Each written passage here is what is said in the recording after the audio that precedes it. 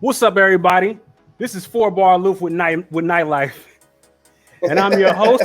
I'm your host of 4BarLoop, Nytelife. Hey. And we fresh out of the Gauntlet Yeah. battle with the homie Sandman. Not homie Sandman, but actual Sandman Productions. Yes, sir. Beat extraordinaire. Yes, sir. He can rhyme. He can judge. I can't do that. He can fly a plane. He can navigate a submarine. You can't do all that shit, man? Okay, well, I'm just trying to put that's 10 not on my 2. forte. Let's go on 10. I'm just trying to help out, man. I'm trying to bolster your image real quick. I appreciate it. How you feeling? But it don't need to be bolstered. How you feeling this evening, man? Chilling, man. Everything's good, man. The Gauntlet was dope. It was a lot going on. There's a lot of in front, behind the scenes, like trying to make it happen, man. Like this whole week was just built around trying to make it pop. You know what I'm saying? Like and it did. And I can't be happier about how it went down as far as like the amount of people that we had in there, the amount of attentiveness we had in there, and just like the quality of what we were able to present. So I'm ecstatic. You know what I'm saying? Couldn't walk away with a dub, but that ain't got nothing to do with, as a content creator, I was very, very excited about it. Yeah, and let me ask you a little bit about that, man, because I was a little late to the party on the Gauntlet as far as being a judge, which I really appreciate the opportunity to be able to do that. But I was actually a fan sitting inside cheering on everybody, man. So are you amazed at the amount of a following you begin to build with the Gauntlet, and how, man, these things are stringing along 3-4 hours, and these people are hanging out like, you know, they waiting for the Grateful Dead in this bitch. I mean, in the internet age, you can't keep somebody's attention more than 10 minutes. So the fact that we're able to keep people's attention for 3+ hours, you know what I'm saying? And I was even concerned about our judges, because this is the first time we've asked them to come in and do the Gauntlet and judge it. I know that people's time is valuable. You know what I'm saying? That, like, it didn't seem like they were ready to go. You know what I'm saying? They were in tune. They were ready to do this, and it was dope, man. I just appreciate being able to have a platform that producers can express themselves, and they're not waiting on somebody else to.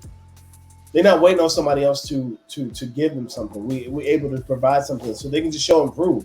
Right. I really, really, really do think this is a blessing for our producers. I really, really do think this is a blessing for us throughout COVID, to give them something else. Oh, man. You know what I mean? I'm appreciative more so than anything else, for real. I mean, the thing is that, you know, what I've seen is an explosion of artists actually showing up into the Gauntlet and sticking around. Yeah. It's hard as hell for artists to just be able to be in tune. I mean, but a lot of it's some behind the scenes, it's some cats, you know, we making some love connections over there. They, you know, matching artist to producer, producer to producer. Yeah, and I think the thing that you said as far as it being Match.com, like, to me, that's it seems funny, haha, it's Match.com, blah, blah, blah. But you're able to put dope MCs, dope producers, dope lyricists, dope music creators in the same space, and it naturally, organically yields people being able to work with each other. We've had people in the chats work with each other and connect with each other outside of the Gauntlet, and that, to me, wasn't even what we were asking for when we created the Gauntlet. It just naturally became a progression, and I think that is invaluable. Right. So, yeah, man. So, what do you enjoy more? Do you enjoy the competition more, or you enjoy competition? Judging? Competition. I of course love breaking down a beat. You know what I'm saying? I love breaking down a beat. I love being able to give somebody, because here's the thing. This is what most producers get from other people. Yeah, that's dope, dog. That's not telling me nothing.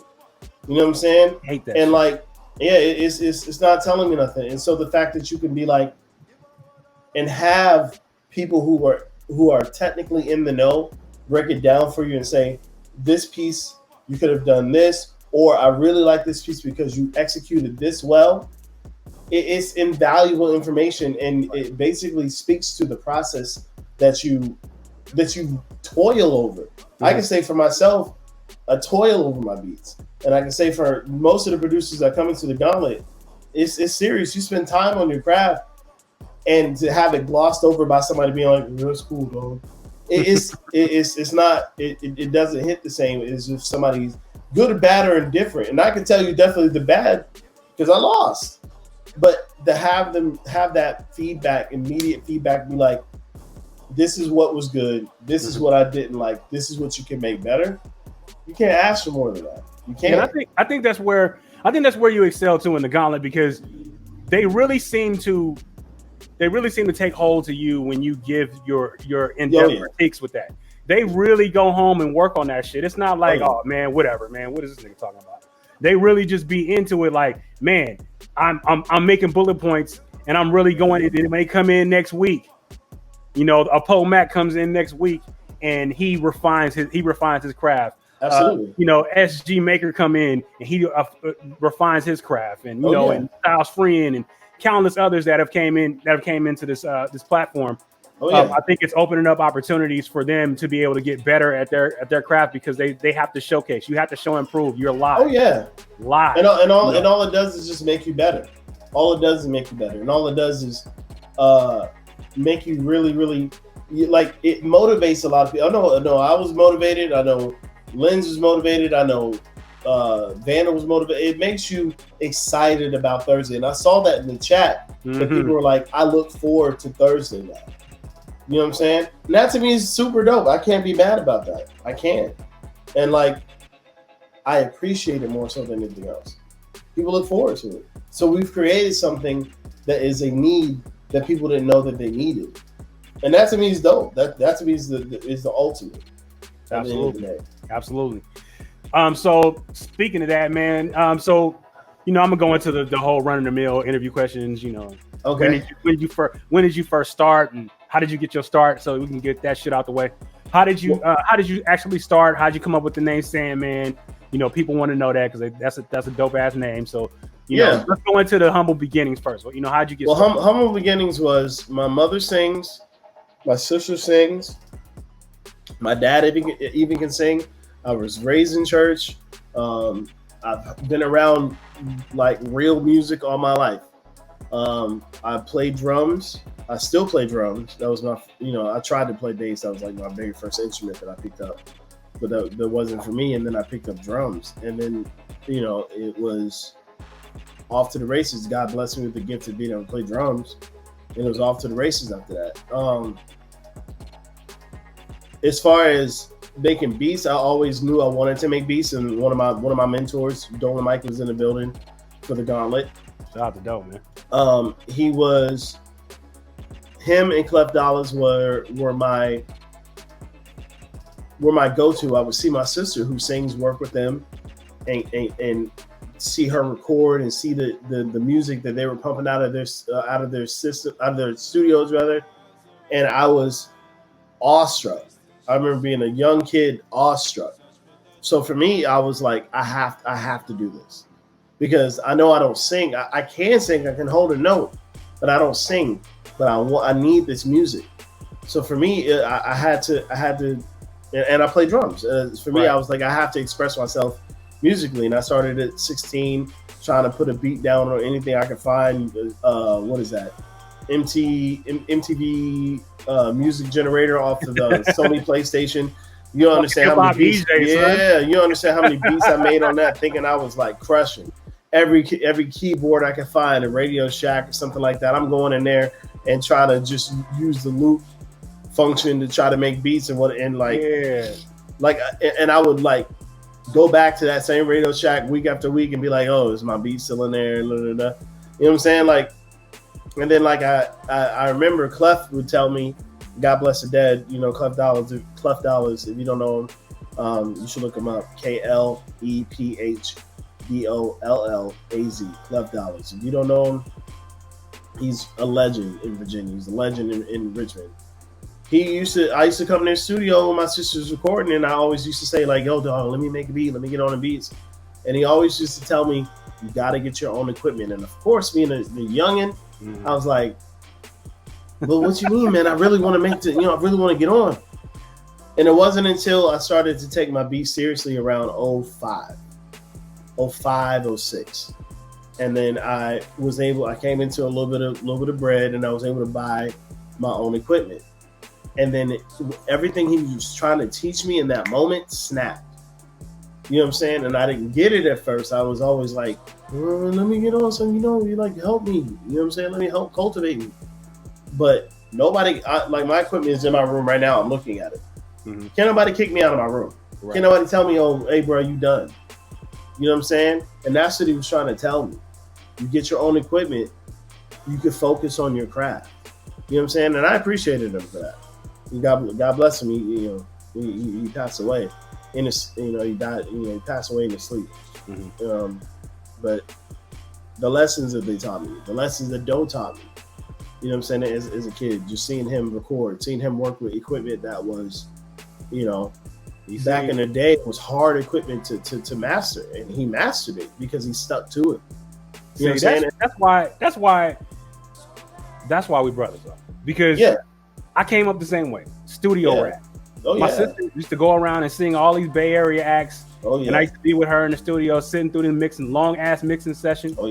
Battle rapping against artists that would come up in there, man. It's nuts. So I feel that, man. And that's when you know you got that love, man. You come from you come from just like the bottom. It's in your blood, man. It's in your blood, and you gotta work your way up, and you gotta earn. I remember the illest joint I ever seen is I was in a beat battle one time that Clef was in. And we're talking Clef he was a living legend at the time, God bless his soul. He was a living legend, and he was in this beat battle. And I was in the same beat battle. And I only lost to him. You know what I'm saying? Like, went back afterwards to his crib, and I was able to play beat for beat with him and keep up with him. And we chilling, and I could see his pride in me.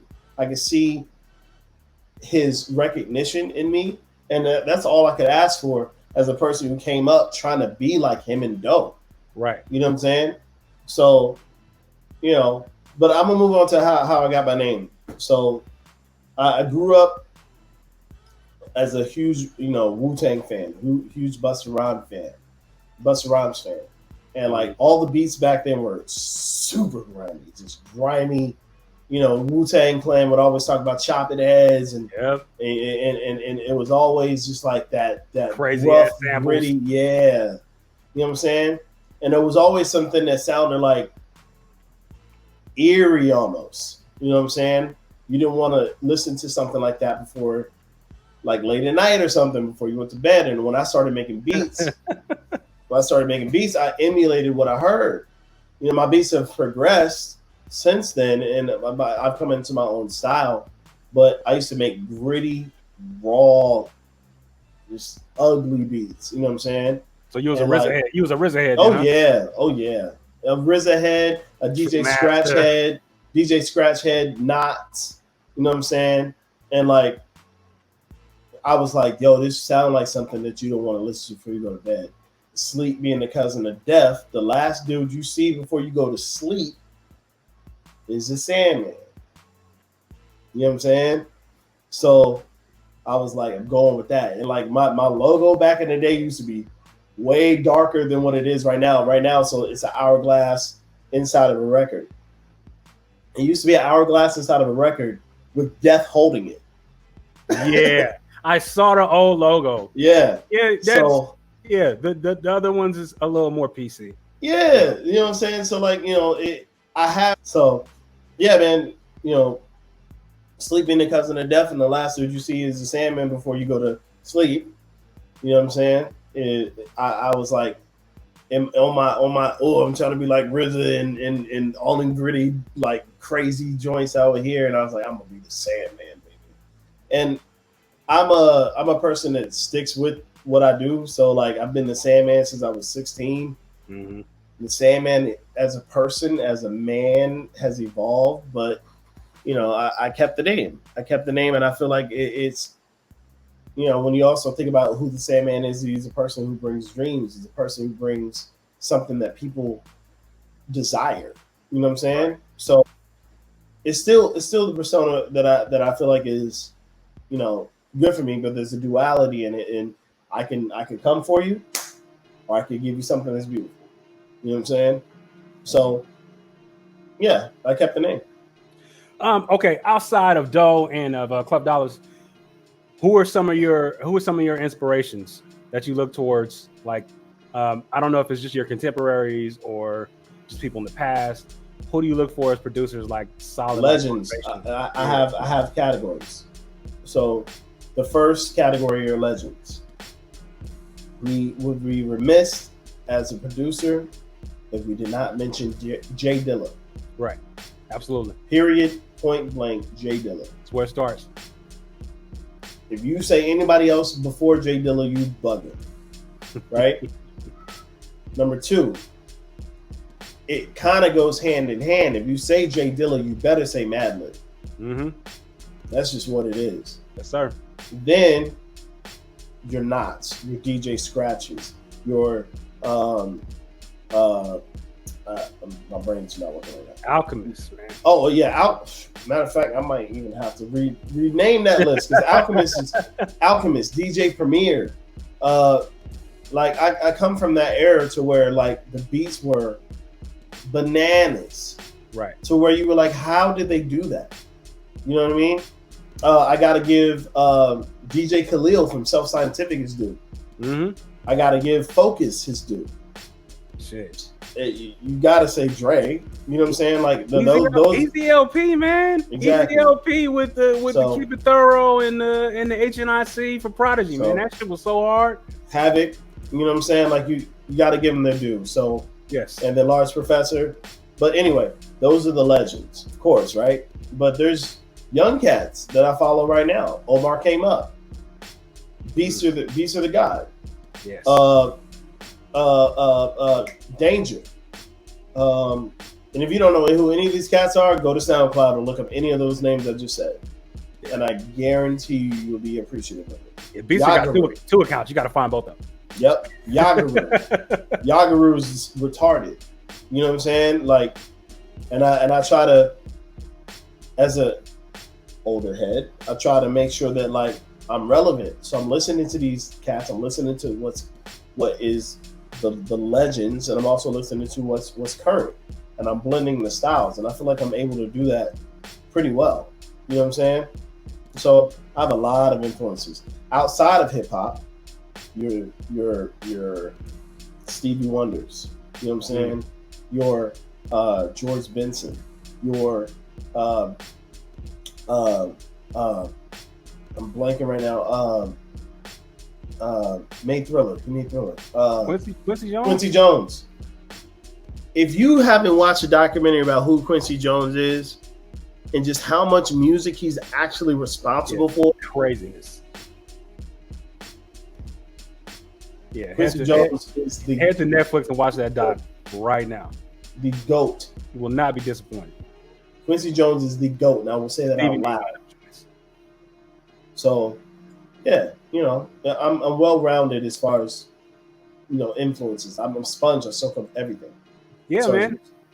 So, what's your take on differences between beat makers and producers? Okay. Beat makers is two things. Okay, it's one thing that makes a beat maker. Beat maker uses something, creates a feel, and it stops there, right? Creates a composition, it stops there. A producer can either A, refine the beat and do what we even heard tonight as far as post-production, type of things to refine their beats, so they'll make something and then they'll go back to the same thing that they made and find ways to even make that more interesting in a post-production type of situation. You know what I'm saying?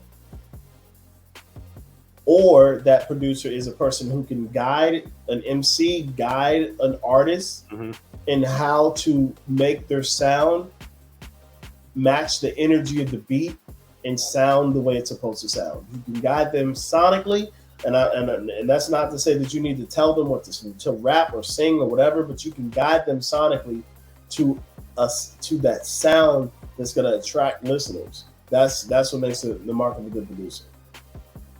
For sure. Yeah, man. I mean, those are all really good points. Because I get a lot of people that always ask that, beat maker, producer, what's the difference, all that stuff. It's a huge difference. Huge difference.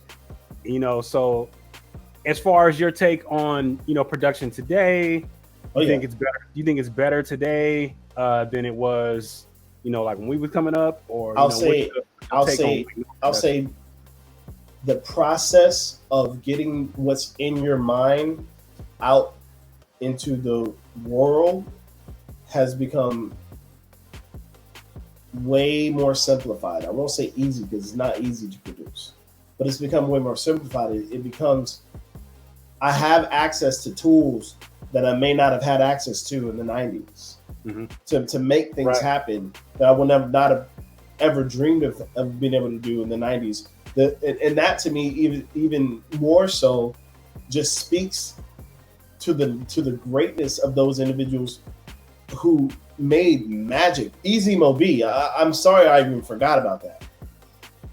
Who made things on SP1200s that are classic to this day. You can play them. Yeah. And they had nothing. They had to completely speed up a sample to get as much of that sample as they could before they could chop it and slow it down. They had to be innovative. They had to be creative in how they use the tools they had. It's way more simplified to use DAWs. It wasn't DAWs. You had hardware. There wasn't recording suites. You had reel-to-reels.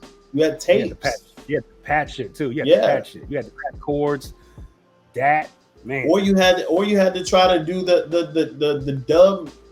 If you wanted to sample something, you had to try to do it tape to tape and catch the break. You know what I'm saying? Like I tip my hat to the producers that came before us because they made it happen with nothing. Now, that's not to say that these producers right now are subpar. They have access, and we have access. I have access to things that can make magic happen. And the more that you understand how to master your craft, the more you understand how to master the tools that you have. Because I can only imagine, I'm saying this about producers in the 90s and it's 2020. What will producers say about individuals in 2020? That's all they had to work with. So master your craft. If you want to make an impact, master your craft and get great at it. Right. Figure out every tool you got. Figure out how to use every tool you got. And yes, it can be overwhelming. I'll admit to you, it can be very overwhelming. But master what you got. Figure out the nuances. Yeah, I mean, speaking as far as you mastering things, man, I think, sampling is your bag, man. Sampling is definitely your bag. And you have to be a special kind of producer to be able to do that and make it speak the right way. But I hated sampling. I hated sampling when I first started. When I first started, I was like, man, I don't need a sample. I'm going to make everything myself. And it wasn't until I was able to pull something new out of a composition that already existed and create something completely brand new that is not just a direct rip off of the sample. I was able to resequence something, rearrange something, and really come up with a new feeling, a new vibe off of something that already existed. There's an art form to that. You know what I'm saying? And I didn't understand that until I did it for the first time, and it hooks you because it makes you not be able to listen to music the same way.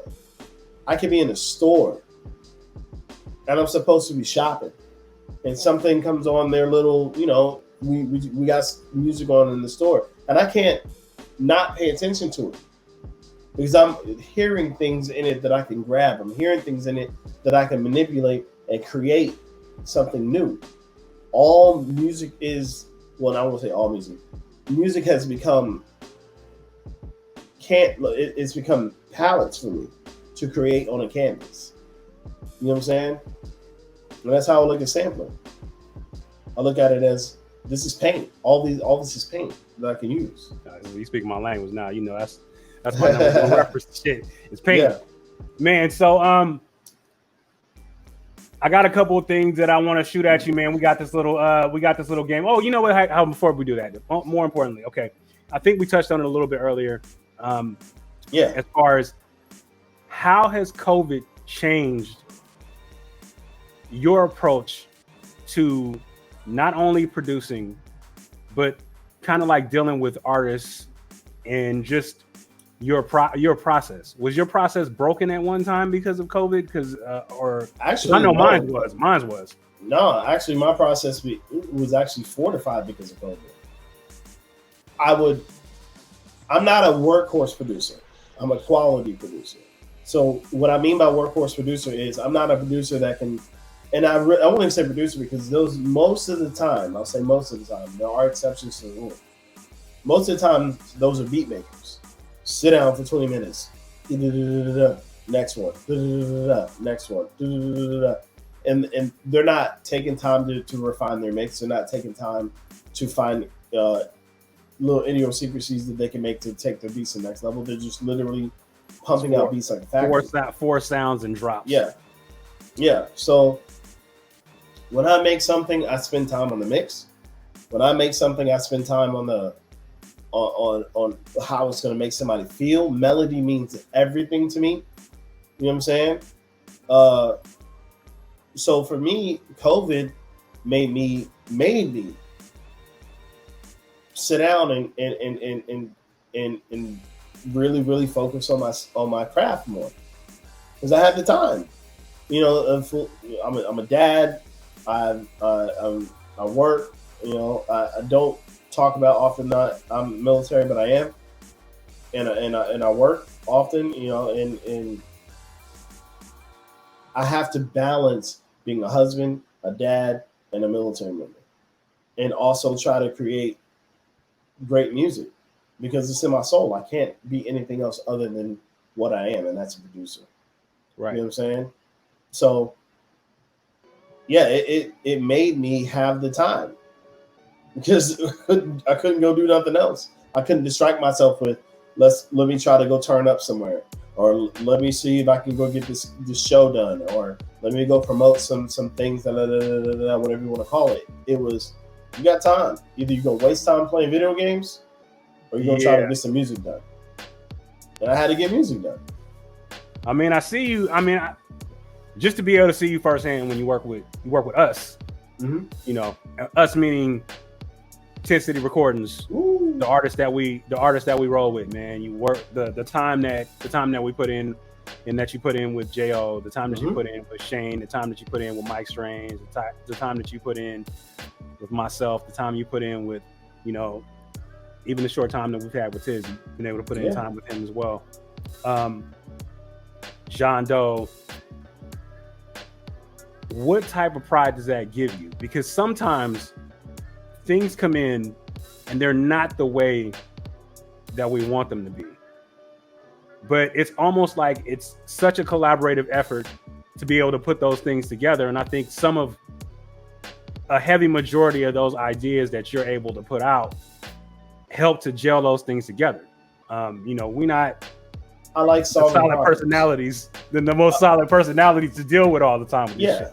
I like solving problems, right? So, and for me, quality means everything.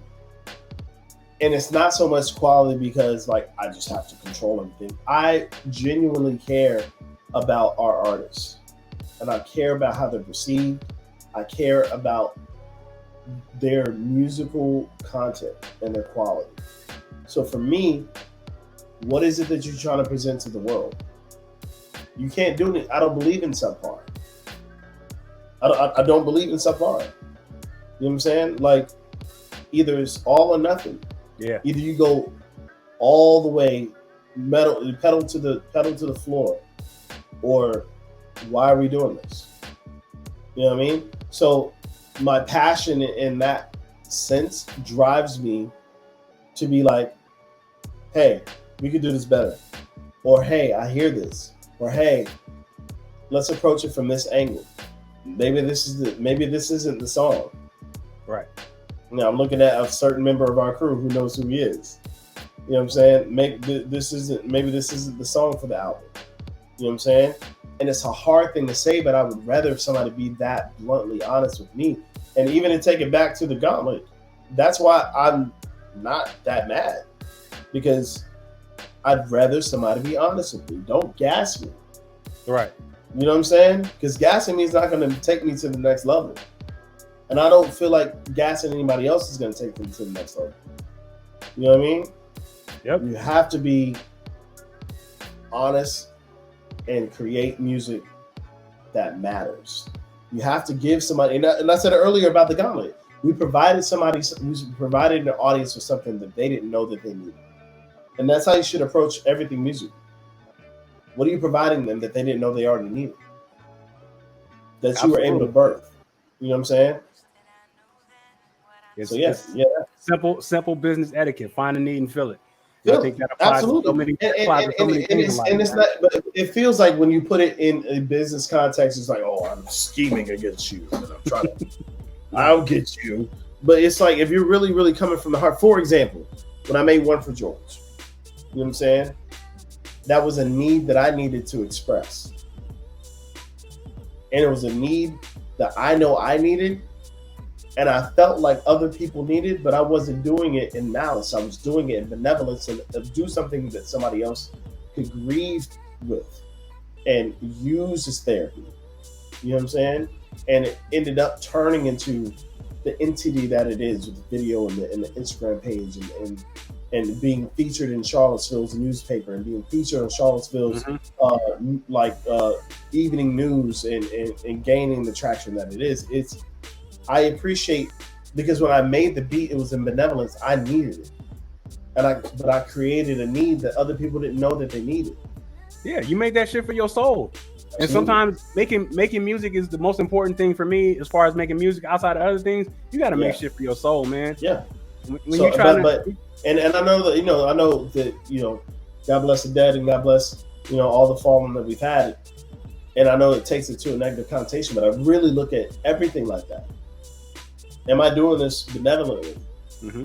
And is that creating a need for somebody else? Am I feeling something sonically that somebody needs from the heart? And that's how I think great artists die for their art.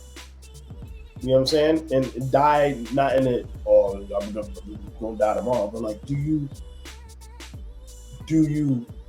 creatively put yourself on the line to die for your art? No, I don't think enough people do that either. I think people chase dollars, they chase singles, they chase what's hot. Oh yeah, and they don't go to that true to the game. This is how I'm feeling. Let me tell you what's going on with me, and I'm gonna put everything I can. I mean, that's why I'm a fan of. I think everybody wants to, but I think even the ones that are chasing dollars want to be. If you deal with music at all, you deal with artists or this art as a whole. There's a piece of you that wants to be heard, that wants to give something to the world, and wants to get feedback in return. So with that being said, it becomes muddled because what's presented is, oh, don't worry about all that, man. You need to go after the bag. But everybody deep down wants to show another side. That's why all these younger artists always try to put out another project that is more so who they are and them trying to express themselves. And sometimes it goes well and sometimes it's completely rejected. But everybody has a need to express themselves. Yeah, by then when they get into that bag, man, sometimes you kind of lose because you build a core audience and they expect something out of you and you don't give that to them. And that's you got to be real brave to do that type of shit. You weren't being who you were to get you to the level that you were. And I believe that though a lot of those cats have the talent enough to be who they are, but corporate America says that you can't be who you are. And that's where the music business piece of it goes into. It muddles the artistry. Outkast is the poster boys for that shit. Yeah. If you're looking for contemporaries, they're the poster boys. So, all right, we starting to run out of time here, man. So we're about to get into this game. It's called 4-Track Mind. Yeah. So I'm about to just rapid fire you on some shit. Cool. All right, man. So for track 1, 1 ticket to 1 show. What is it? Rock the Bells. To see. I've never been to Rock the Bells, and I had an opportunity to go once, and I was hurt. Oh shit! Give me an artist. Give me a line. Give me something. Rock the Bells was everybody. 1 ticket, literally. And pick a hip hop artist you wanted to see, and they were at Rock the Bells. If I could rewind time and break my neck to get to Rock the Bells, I would. All right, track 2. 1 producer or artist to collab with. Who is it and why? Oh, don't do that. Nice. Dilla. Okay. And it's weird because I wouldn't even want to collab.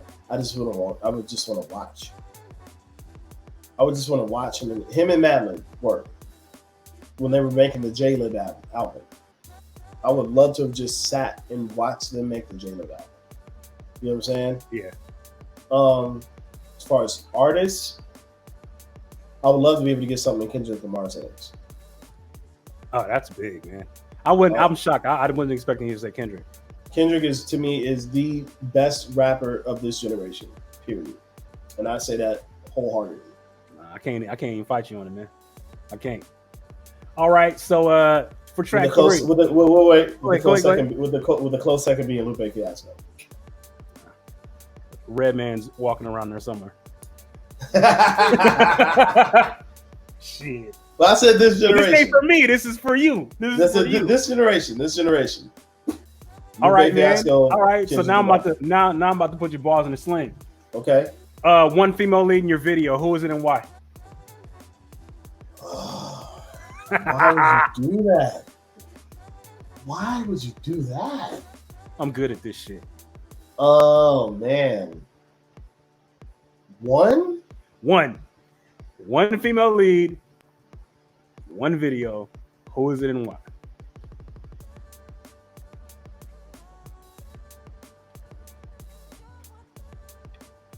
That's unfair. Hey man. Oh man. 4-Track Mind, baby. 4-Track Mind. 4-Track Mind. You don't get off easy here. I need an answer, bro.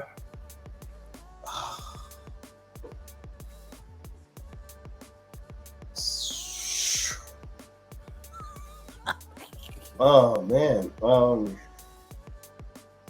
Sofia Vergara. All right. Sofia Vergara. I think she's beautiful. It's a shock pick. Huh? That's a shock pick, but I'll give it to you though. No. I was trying to not say Sofia Vergara the whole time. All right. So for the 4-track. Okay. Pick 1, drums or melody. Melody. I always produce melody first. Drums are easy because I'm a drummer. I always are going to think. I know. Drums. I'm always going to think drums. No. Let me explain. I'm always going to think drums. I'm always going to find ways for drums to smack and matter. Melody to me is more intriguing than a flex you could do on the drums. How did you move me sonically with that melody? Because drums are not going to move your soul. Melody's going to move your soul. You know what I'm saying? Drums are going to give you swing. And swing is important. Swing is like pivotal and integral to a beat. Yeah. But melody is going to make you remember the song. Melody means way more to me. Because I'm a drummer. Okay. So the drum, another shock answer because of how well you are at drums, and it's one of your calling cards in your beats. Absolutely. That's why I asked that. Yeah. So sometimes, man, you gotta have a little bonus track. Okay. So it's kind of a 5-track mind. We got the bonus track. It's hidden. It's there. You gotta listen to it. Listen for a little 3 minutes after, and then all of a sudden the beat just kind of come in. So we got the bonus track. Now,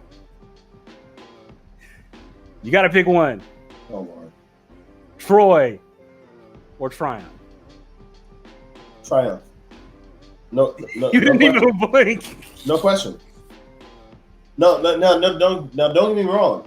Troy is one of the best beats ever made. Period. And I'm a producer first, so shout out to CL Smooth.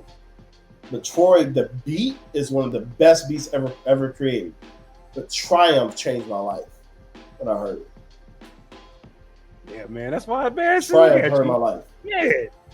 I'm proud of you, man. You went through that. You went through that like a champ, man. And if you didn't answer that, because I swear, I thought you was gonna sweat about that Troy and that Triumph, man. Because we've been to gigs, and I seen you turn up on Troy when it came on. But you be you turn the shit all the way up in Triumph in the car. Yeah, so I get that. Okay, so give me one more. Nah, man, that's all I got, bro. That's all I got. You did good, man. So why don't you go ahead and tell them where they can find you? Sandman Productions. So soundcloud.com/Sandman-Productions. Lakima Sandman Bullock on Facebook. Killa Sandman 83, KILLA Sandman 83 on Instagram. So at Killa Sandman 83. Always repping the tent. So tentcityrecordings.com. 10city_official on Instagram. Yeah, connect. I'm here. I'll let you know. All right, so we're gonna end the night. Last segment is called "Let the Players Play," meaning that we're gonna go ahead and play a joint from Sandman, and I'll let him pick. Applaud the winner, because I feel a way about how it was played. So you want to play what again? Applaud the winner. Applaud the winner. Yep. Okay. So this is going to be Sandman coming up with Applaud the Winner. But before we do that, we're going to go ahead and roll up out of here, and we're going to let that take us out. So, Sandman, thank you so much for joining me for the first 4-bar loop. I think this was successful. I think it was a beautiful thing, man. You handled yourself well, man. I got to see my guy, baby. You know what I'm saying? So it's good times. Yeah. So look forward to doing it again, man. And catch. This is a third of the duo for What the Podcast. So you make sure. D-Rock. I see you, D-Rock. D in here, man. He gonna have my ass pissing on myself. I see you, D.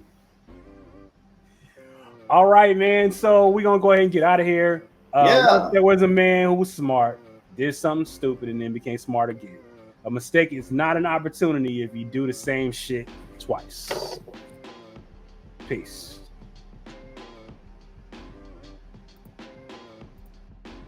Actually, you could have walked away.